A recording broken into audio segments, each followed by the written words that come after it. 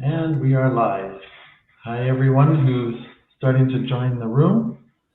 My name is Patrick. I'm with Applichat Healthcare, and we're connecting today to chat about healthcare recruitment, in particular nurse recruitment in our organization, and we're going to chat about what the top healthcare recruitment teams have in common. And I'm joined by Ian Smith at Applichat, one of our account managers. And we're just going to let a few more people join the room before we get started here, and I'll introduce Ian in a few minutes. Maybe I'll mention a little bit about what we do at Applichat Healthcare. We are an organization, we're a recruitment process outsourcing company that works with healthcare organizations across the US and Canada. We specialize in opening up a new channel for our clients of passive nurse candidates. So we're focusing on sourcing passive nurse candidates from non-job board channels. We source the nurses and we screen them on behalf of our clients, and we engage every applicant to help our clients hire more nurses really quickly. We do that by delivering ongoing campaigns, and we also, where we're sourcing on a 24/7 basis, and we also deliver one-time virtual hiring events, which have been very successful as well. So that's a little bit about what we do at Applichat Healthcare. I mention that because that's working with our clients has given us some insights into what is working and maybe sometimes is not working for some of our clients, and we wanted to share that today with the folks who are tuning in to watch our webinar. So I will go ahead. As I said, my name is Patrick Keeley. I'm the Chief Operating Officer at Applichat Healthcare, and I'm joined with Ian Smith. Ian is an account manager with us at Applichat. Ian, I'll let you introduce yourself. Hello all, thank you for joining us today. Yeah, my name's Ian. I'm one of the account managers for Applichat Healthcare. It's my job to manage numerous clients that we have with Applichat. I also manage numerous recruiters, so I make sure they're doing a good standard of recruiting and making sure they follow what is the needs of our clients, really. So, yeah, in a nutshell, that is my job. Right, and you and I and our team, we work with healthcare organizations across the board, hospitals, long-term care, senior living, home care. We've worked with specialty healthcare organizations, all with a focus on sourcing nurses. We've branched out a little bit to allied health professionals as well. So we have a variety of things going on, again, across the US and Canada, all those different types of organizations. Ian manages a bunch. I have a couple clients under my belt. My main focus is on working with new healthcare organizations that want to work with us and bringing them on board. And so we will come with a perspective of what's working well for our existing clients and things that we've seen that could improve and has helped our existing clients to improve their success in getting hires. And we'll also share with you why the healthcare organizations are coming to us at Applichat as a recruitment process outsourcer, why they're reaching out, what needs they have that they think we can fill, or why they are looking to partner with someone in general, with another organization in general. So we'll get into that very shortly. Before we do, I want to share with you a link. I'm going to put it in the chat to our Facebook group called Nurse Recruitment Secrets. Please feel free to join that, and we have a network built up there of people that are involved in nurse recruitment, sharing ideas and resources. So it's building up to be a really good network. And I'm also going to share, we have a monthly newsletter, and I'm going to share the link for that as well in the chat. So you can sign up for that as well.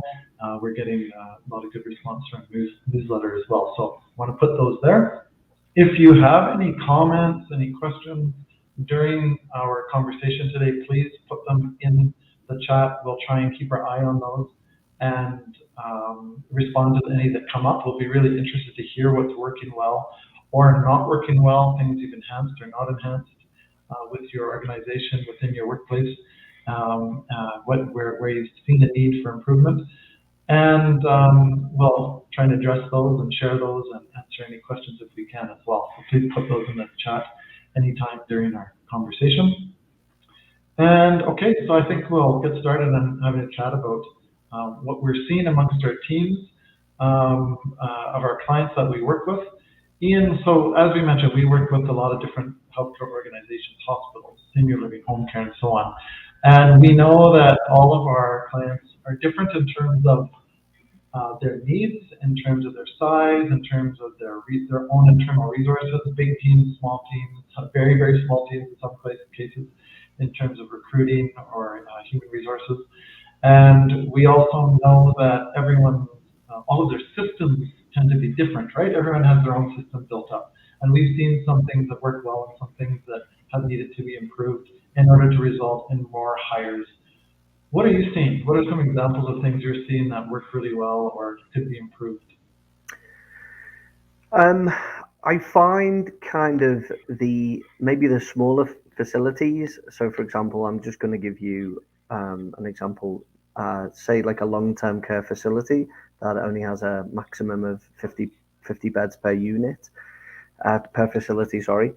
I find those nurses that work in these kind of facilities are a lot more content than others because they get that opportunity to not feel overworked. They get that opportunity to they get a lot more training than a lot of these larger facilities with maybe 200 plus beds. Those facilities I find are sometimes a little bit overworked, and so are the nurses. So I think they feel a bit less content where they are. So a lot of those nurses in the bigger facilities are now looking to escape and move to a smaller facility where they can they can better their career and just get that valuable training that they really like. So that's that's just one example of kind of what I'm seeing at the moment. Um, And yeah, it helps when a healthcare organization really can identify their value proposition and clearly demonstrate that, right? In their marketing, in their yeah, ad, in their word of mouth, employer referrals, and so on. Or if they can identify that this is something that is going to be attractive to a lot of nurses, then they need to be able to communicate that well, right? yeah. Of course, I also find a lot of these places that offer things like tuition reimbursement is a real draw to a lot of these nurses who maybe want to, for example, if it's an LPN who wants to get their RN license or are currently studying or looking to study in the future, um, if they're looking to leave their current working facility, if they see that another facility is offering them, for example, tuition reimbursement, that is a real draw to them because it's very expensive for them Of to go course. studying. Yeah. So things like that are a real draw to. You're hearing that as a common interest of nurses. Tuition Yeah, reimbursement is common. Okay. yeah, What about signing bonuses? That's such a common thing in the industry today. Many organizations are offering signing bonuses. They yeah. feel that they have to do it to compete. What are you seeing that our clients are doing? Is it working well or not? What's happening? It's so competitive out there at the moment because so many hospitals really are competing against other hospitals, other facilities. Some offer really high sign-on bonuses. Some offer not so high sign-on bonuses, and it kind of what I'm seeing is the nurses at the moment that are currently looking are more attracted to obviously the higher end of the sign-on bonus compared to the lower end, which Sure, of is course. Yeah. fair enough. Right. Now, we know that some nurses say signing bonuses scare them because it seems like, well, that organization must be desperate, right?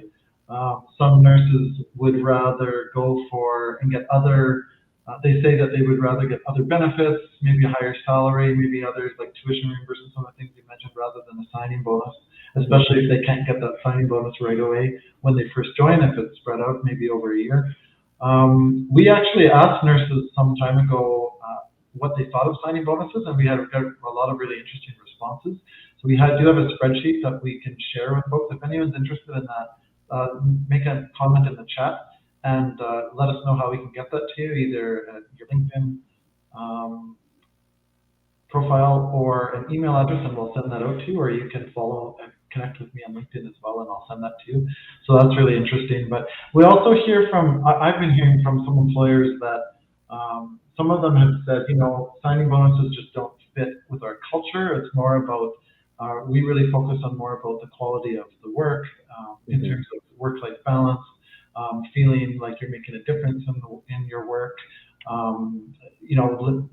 healthier kind of hours, things that would attract people more than a signing bonus. So it's really interesting. I see across organizations that some of them are focusing more on those things rather than others, and it's working well. And the challenge is at the beginning when they're trying to attract nurses, if there's no signing bonus, it might not attract some. But if they can get in the door with nurses, then they can sell them on the benefits of working for that organization. That is different than just the signing bonus, which is that shiny thing demonstrated at the beginning. But certainly most organizations are also saying, we don't know what else to do because everyone's got a signing bonus, and we feel like we have to compete if they can afford to do it.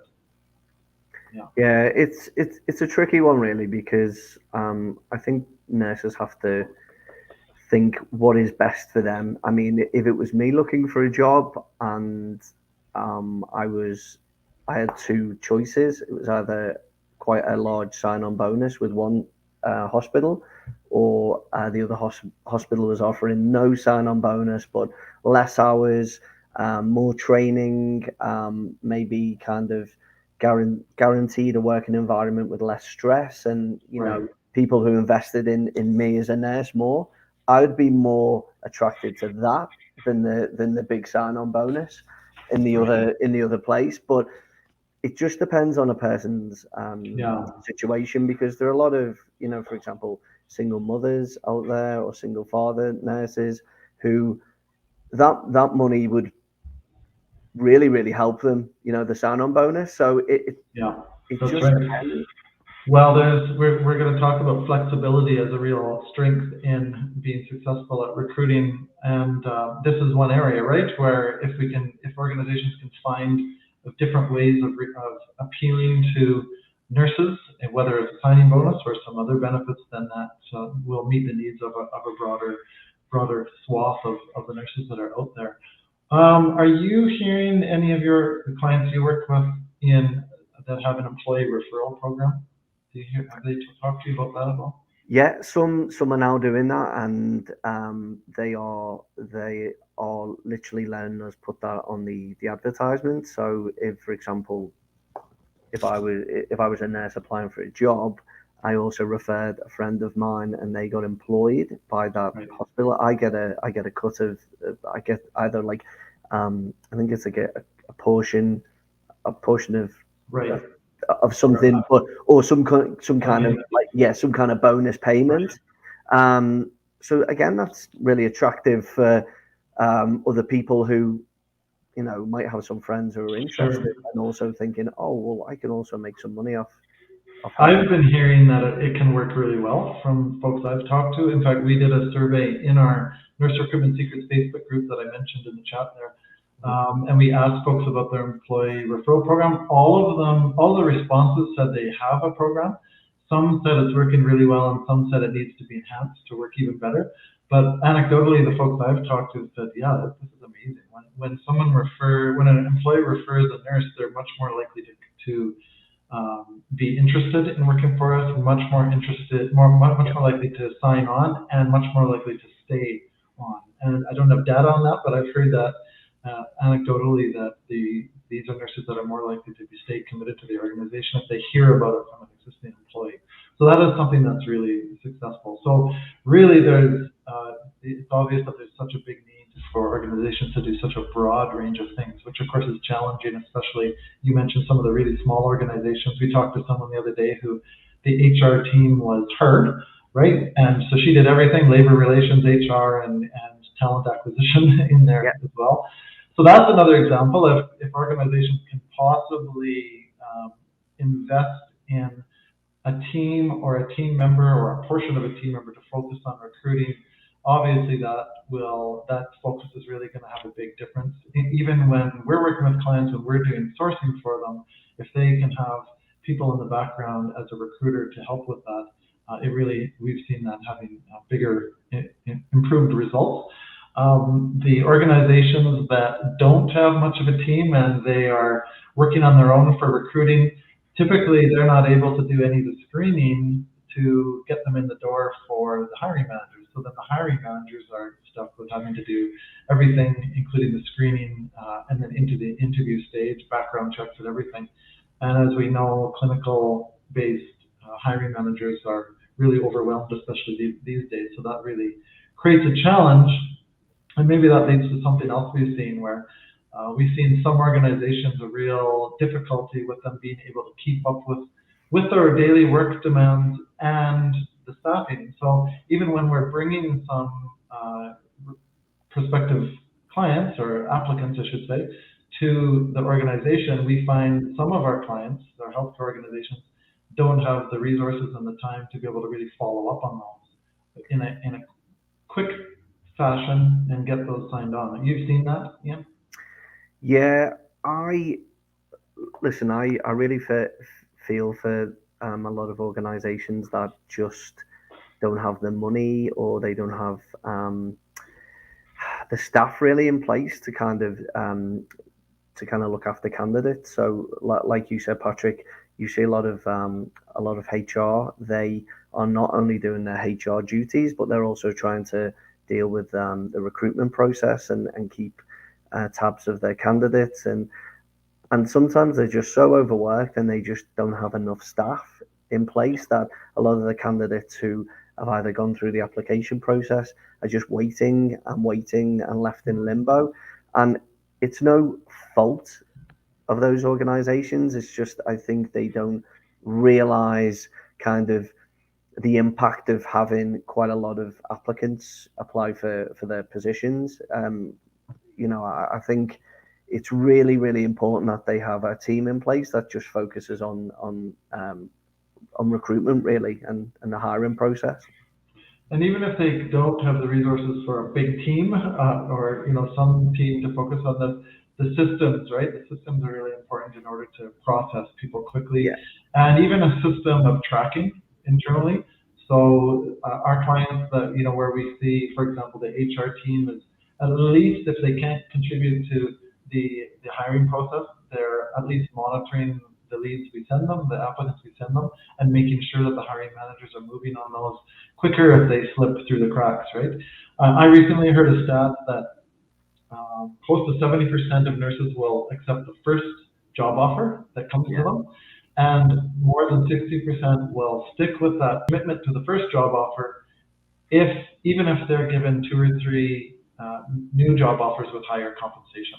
So speed is so critical. We have to get in the door with these nurses, get the offer to them quickly, get them committed, and they're more likely to stay with that first job offer. So speed is really critical. So systems in place in the organization, and again from our examples that we see with our clients, the clients that we see, healthcare clients that are really successful in getting hires and getting that quickly, are the ones that have a system set up to move really quickly once we send them an applicant. And the ones that struggle a bit more or don't get as quick results are the ones that don't have the same systems in place and are maybe feeling a little overwhelmed with other pressures in the organization. We understand all the reasons for those pressures, but if we can find a way to help them build those systems, that's worked really well. So that's something that I think we've talked about, we've noticed as being really important within our organizations. Anything else, any other comments about that piece, Ian? Also, as well is I can't highlight enough how much communication is key, especially between us and our clients. For Mm-hmm. example, if one of our clients is super overworked and they just don't have enough staff to be getting in touch with these candidates after they've had their telephone interviews or screening or whatever, if they don't let, for example, us know, they don't communicate that back to us, we can't do anything to help. But if they do communicate, there's things that we can do to help them out. We can get in touch with those candidates ourselves, give them calls. We can drop them text messages just so they don't feel like they're left in limbo and everybody has forgotten about them. So Right. I find communication between especially us Applichat and our clients Mm-hmm. is so key. So we really need to build that up from the beginning and build those expectations with our clients for them and for us, right? So that they know Yeah, what to expect and we know what to expect. Yeah, I know there's nothing quite as frustrating for our recruiters if they're working hard to get applicants in the door for clients and then we hear from them a week later that they never heard from the client. Again, we understand the pressures, the yeah, challenges that they're facing, but while we would sure love to see them proceed through quickly into the hiring stage for sure. Just a reminder, if anyone does have ideas about what works or what hasn't worked, a few things you've tried in terms of being successful in recruiting, please put the comments in the chat and I'll mention those to the folks who are listening in today. If we talked a little bit about flexibility, let's talk about that, Ian. What are you seeing in terms of organizations that are more flexible in terms of how they, well, in terms of their systems and how they deliver? Um, I really, me personally, I really, really like it when a candidate, sorry, a client will listen to what feedback we're giving them. So, for example, if some of the advertisement that we've got out for that hospital aren't really drawing many candidates, I will often ask for other things like, can we advertise sign-on bonuses? Can you give us a salary range? Is there relocation bonuses that we can put on our adverts? A lot of clients won't let us, but the ones that are flexible and do, they get some really good results from that Hmm. because it just really attracts those candidates that are on the lookout for a new job, really. Right. So it's a different approach than what maybe others are doing or what maybe they may have done before. Okay. Yeah. Yeah, and I see in terms of flexibility that our clients that are more open-minded Hmm. about the way they operate in terms of staffing and recruiting and are Yeah. more open to suggestions and ideas of doing things differently are the ones that typically have greater success, at least in the beginning. They can move really quickly into seeing more success when we bring them clients. Yeah. An example would be, if you've always done 2 or 3 interviews, maybe have a look. Do you need to do 2 or 3 interviews? Is there a way to do it quicker? Are you able to make the job offer on the call, on that first video interview with the client, with the candidate, sorry, based on reference checks, and to make sure that we get them committed and interested early on so that we can move them into the hiring process.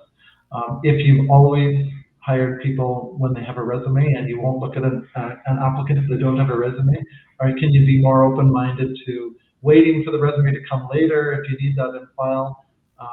We know it, like our specialty is sourcing passive nurse candidates for our clients, and nurses don't always have resumes ready if they weren't looking for a job. So sometimes it takes a bit of time for us to get them to get a resume in the door. But clients who've said, well, we'll wait until we get the resume are more likely to lose those applicants. So flexibility, being open-minded, that's what we're Yeah. seeing works Just really well. just to touch back on what you brought up a lot earlier about speed. I do definitely think that if clients act a lot faster with a candidate, they're more likely to get the hire. And for example, if a client is waiting on a resume, and Mhm. a lot of these nurses out there they're working 16-hour shifts. They just don't have time to update their resumes, Plus their life, or the rest of their life, right? Family yeah, and everything else. yeah. Yeah. So it's really important that some of these clients that we look after are quite flexible and think, okay, we don't have their resume, but we don't want to lose this potentially very, very good candidate. So we're going to give them a call, interview them, and just talk to them on the phone and find out the credentials that way. And Sure. I think that is it's a really good idea to be flexible, like in this way, instead of having that kind of small mind where it's oh no, you have to adhere to our process, and if you don't have a resume, then we don't want to talk to you. It's just they could potentially lose some really, really good experienced That's candidates. true. And I don't know if you found this, but I found that some of our new clients that we work with at the beginning have said, well, no, this is the way we do it. We're not, we can't change it. But once we get into our campaign and they find, well, what's going on? We're not able to sign these people up. then they become a little more open-minded to being flexible, and that's when we see the results really improve when they're being flexible. And you touched on this earlier too, in terms of flexibility, being willing to look at, are we able to adjust our offer in terms of the number of shifts, whether they have to work every weekend in some cases, or just being open-minded to try and meet the needs wherever you can, to try and meet the needs of that individual applicant, not to meet the needs of every nurse as, under a blanket, but to adjust the needs and meet the needs of every individual nurse to hopefully bring them on board. Sometimes that's challenging, especially in unionized environments where there's some really specific rules around that, but anything you can do to be flexible to meet the needs of a particular applicant, again, is going to really increase your chances of a hire. Any other comments or observations about that?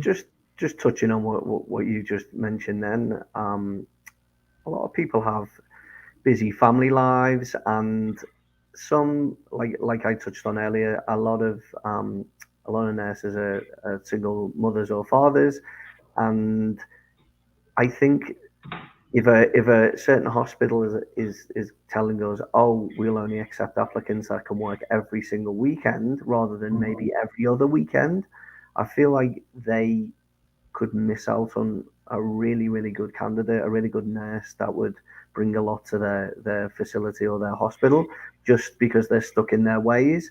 And I really like it when some places, some of our clients listen to us, listen to our feedback, and will change and bend the rules a little bit. I know it's not always easy when there when there are rules that can't be changed. I understand this, but if they can, they could get some really good candidates.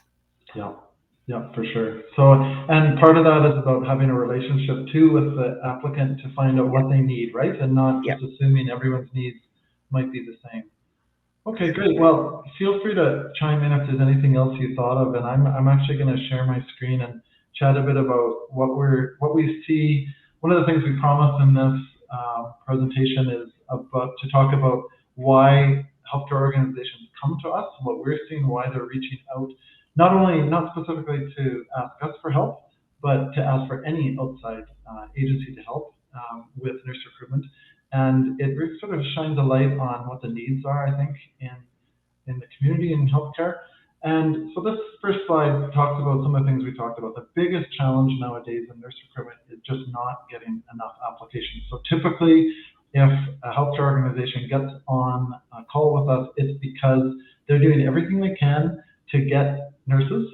Their team is working full out with whatever resources they have. They're probably getting most of their applications from Indeed or their company website. Some are getting more if they have a big name recognition and a good employee referral program. That's a really good resource for them, but often it's Indeed and job boards. But just still, there's that challenge of getting enough nurses in the door for them. So, and as I said, most nurses are doing pretty much everything. Most health organizations are doing pretty much everything they can think of, all the things on this slide, and in fact more, to get applications. And they're typically saying to us, there's nothing here that we're going to stop doing because it's all working. We're getting results. We're just not getting enough results. The need is so big that we're needing to see what else is out there. And often we're getting calls where they're checking with every potential partner under the sun to see what is out there, and seeing which ones might fit for them because they're so anxious to find someone to fill that need. These are some of the questions that our healthcare clients ask themselves when they're looking for a new partner. And people can think about this both in order to consider whether you need to partner with someone outside agency. And also our clients have often asked us, how can we sell this to our managers? How can we sell this to the people who hold the purse strings in our organization? And these are some of the questions that they've had to ask. First of all, do you have the staff time to do more? You're already working full out, recruiting in any way you can, depending on the size of your team. But if you want to get more applications, do you have the staff time to pull away to do something more to really boost the number of applications? So that might be your recruiters, your HR team, your talent acquisition team. It might be your graphic designers, your marketing team. Do they have time to do something more if you're going to do an additional campaign or event? Anything you do that's more is going to need management oversight as well, right? So if you think about your talent acquisition managers, your marketing communications managers, or if they need to oversee this and make sure it's done right, how much time is that going to take? Do they have time to commit to that? So the question is whether you have the team that you can pull away to do it. The other questions are, do you have the specific expertise and training to do more to boost applications, to get interest from other channels than what you're already doing? If you don't, then maybe you need a partner to help you do that, right? Rather than trying to develop that and invest money in training, especially in smaller organizations, or if you think it could be a shorter term project. Do you have the budget to do all that for more campaigns, a wider ad spend, specialized training, specialized software, and so on? Also, outside partners have economies of scale or can access economies of scale because they're doing specialized activities on an ongoing basis where most healthcare organizations are not going to be doing this in a big way. They might be doing it piecemeal or on a one-off now and then, and it's going to be more expensive. So bringing in an outside agency that specializes in those specific activities can keep the cost definitely down. And then again, outside organizations often have another audience. You have a database in your organization of nurses that you can reach out to, but often outside agencies have another audience that can be presented with your opportunity to potentially come work for the organization.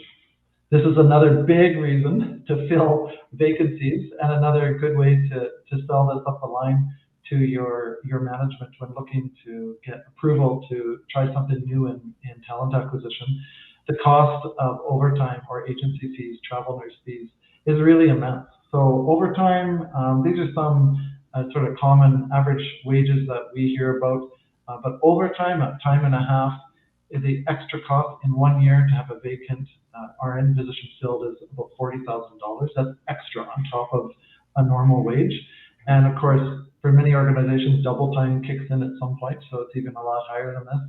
If a healthcare organization is using agency nurses or travel nurses, then the costs are even higher, right? So we often hear $100 is not uncommon to be paying an agency to bring in an agency nurse, a travel nurse. I've heard up to $200 an hour that some organizations are paying. And in folks in talent acquisition, maybe don't even know this, right? They don't even know what these expenses are because they're focused on talent acquisition. They're not focused on the budget side or paying the bills, but the decisions they make in getting positions filled can really have a big impact for the organization. So $130,000 roughly extra cost for agencies at $100 an hour, and as I say, I've heard up to $200 an hour. So that's an immense cost for any organization. And during COVID, we know this has gone through the roof. So organizations really need to find a way to fill vacancies on a permanent basis faster, right? Really critical. These are some examples of the savings that organizations can have, and I'm using the ones we've worked with, some organizations we've worked with, so because we know what kind of savings that they have incurred based on the number of hires they got. So Humber River Hospital, they were able to hire 25 nurses from 2 virtual events, and just in overtime, the saving would be $1 million a year. If that was replacing agency nurses, that would be almost $2.8 million a year. McLaren Health in Detroit hired 13 RNs in the first 2 months of their campaign with us, and that would be a $500,000 savings just in overtime, 1.5 on in agency fees. So I won't go through all these, but just to paint the picture on how this can really multiply if you're able to fill positions really quickly and stop paying overtime or stop paying agency fees. It's really, really immense. So I wanted to share that with folks, and as another, that's why agencies, healthcare organizations come to us. That's why they're looking for help. It's to fill positions, to save money, but it's also mainly at the beginning, the front end, it's because they just need to get more applications and they don't know how else to do it. And then further to what you were speaking about, Ian, what I've seen with the healthcare organizations that come to us and are kind of make a good partner for us in terms of buying our solution in particular is that open-mindedness, right? They're really willing to try something new, see what else is out there, and give it a try. And if it doesn't work or it doesn't work as well as they hoped, then they will move on from it. But if it does work, then we seeing our clients that are committing longer term, expanding their campaign, expanding facilities or roles.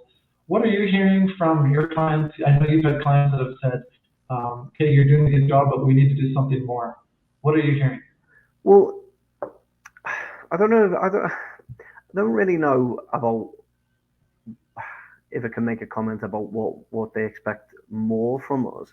But what I can say is what we bring to them, and that is, I feel, speaking about Applichat, is we have so much knowledge and experience from talking to hundreds of nurses per week, per month, that we know what it is they're looking for. We know the stories, we hear the stories, we have these chats, very long screening chats with them.